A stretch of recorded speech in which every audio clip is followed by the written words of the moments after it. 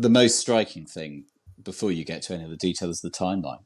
Go and have a look at the timeline of this thing going for over a year before the alarm is even raised, when people had concerns. If you talk to police about investigating crime, they'll often sort of chuckle at crime movies and crime novels, all those things that make it seem that it's an incredibly complex thing, because they'll tell you an awful lot of criminals are idiots. They're pretty stupid. They're doing something pretty stupid, and if you put some resource into it, they're easy to catch.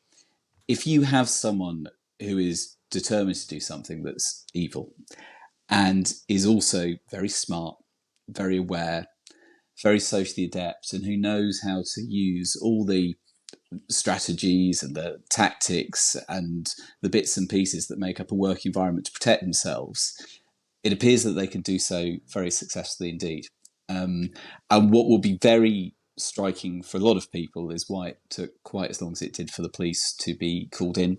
I have no particular insight into it, but I'm just struck by the fact that this could go on for so long before the police were alerted, as compared to so many other parts of private business life, where if you suspect someone is doing something wrong, you have to declare it.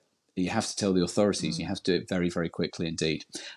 It's unimaginably tragic. And it was only when I started looking this morning that I realised that I hadn't actually been reading any of the coverage, that I just deliberately tried to avoid it. These babies would be 8 years old now.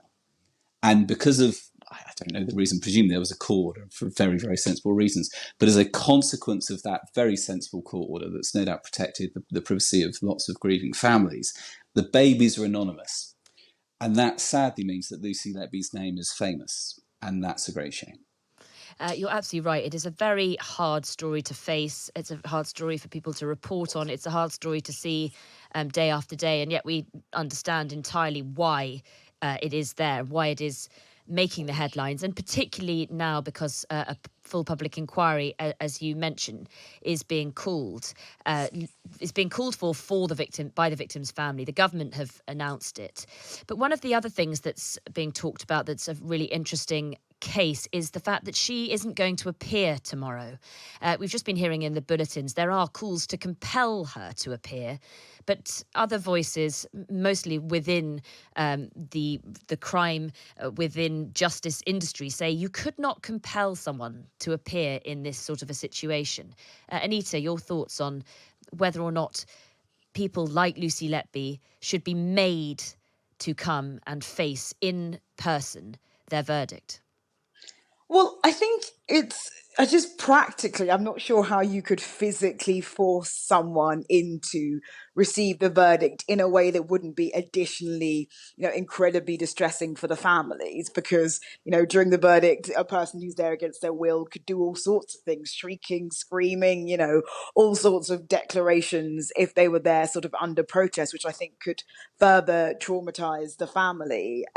So from my watching of the reporting, it seems that she was there for the very first time the jury came back with the first verdict about two of the sentences of the 22 that were brought against her, and was sort of sobbing audibly aloud and all sorts. So I think that it can be difficult either way. And I do want to dwell on this point that Ross made about kind of how we got to a situation where it took so long for the courts, for the police to be called in. And I think that, Ravi Jairam, one of the consultant paediatricians, has been doing a lot of interviews that it's worth, your listeners listening to, who kind of accounts the entire process that the consultants had to go through to be listened to by the leadership within the hospital.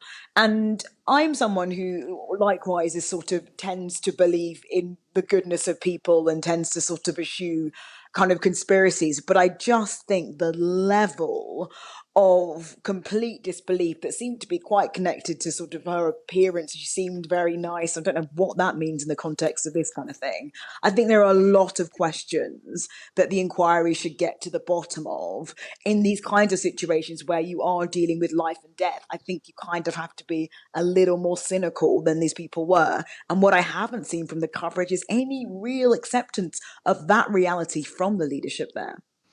On that, a lot of questions and the role of inquiries in these sorts of cases. And luckily, there aren't that many of this sort of particular case, hence why it is making so much news. Ross, what role do you think inquiries have? Should it be a full public inquiry, an independent inquiry, as Steve Barclay has announced it will be? Oh my. Every time you hear that call for an inquiry, you think, well, I know what everyone's going to want, which will be this said it's for this extent, which will be a judge-led, independent public inquiry.